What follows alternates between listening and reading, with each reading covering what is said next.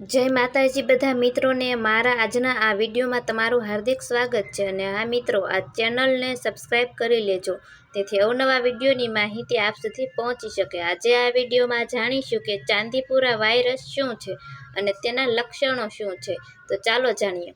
ગુજરાતમાં ચાંદીપુરા વાયરસના શંકાસ્પદ કેસ સતત સામે આવી રહ્યા છે। અત્યાર સુધીમાં ચાંદીપુરા વાયરસના શંકાસ્પદ લક્ષણો સાથે 31 જેટલા કેસો સામે આવ્યા છે અને 19 જેટલા બાળકોના મોત નિપજ્યા છે। કેવી રીતે ફેલાય છે આ ચાંદીપુરા વાયરસ, તેના વિશે જાણીશું।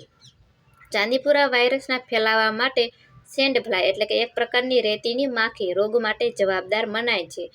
આ માખી કાચા મકાનોની દિવાલની તિરાડોમાં અથવા તો મકાનની રેતી અથવા માટીથી બનેલા ભાગોમાં રહેવાનું પસંદ કરે છે। આ મુખ્યત્વે ગ્રામ્ય વિસ્તારોમાં અસર કરતું જોવા મળે છે।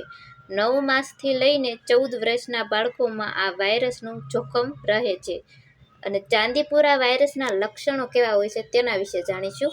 સખત તાવ આવવો, માથાનો દુખાવો થવો, થાક લાગવો, ખેંચ આવવી, પેટમાં દુખાવો થવો, ઝાડા ઉલટી થવા અને યાદશક્તિ ઓછી થવી। ચહેરાના ભાગમાં પક્ષઘાત એટલે કે પેરાલિસિસ લક્ષણોની શરૂઆત થયા બાદ 48 થી 72 કલાકમાં મૃત્યુની સંભાવના રહે છે। આવા લક્ષણો જણાય તો તાત્કાલિક સરકારી હોસ્પિટલનો સંપર્ક કરવો જરૂરી છે।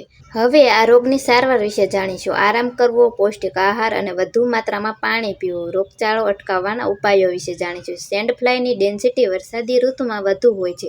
મેલેથિયન 5% પાવડર દ્વારા ડેસ્ટિંગ કામગીરી કરવામાં આવે છે।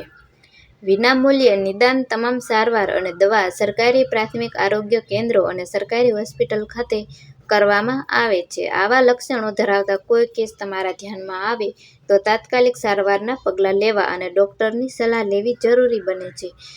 અને હા મિત્રો, મને આશા છે કે તમને આ વિડીયો પસંદ આવ્યો હશે।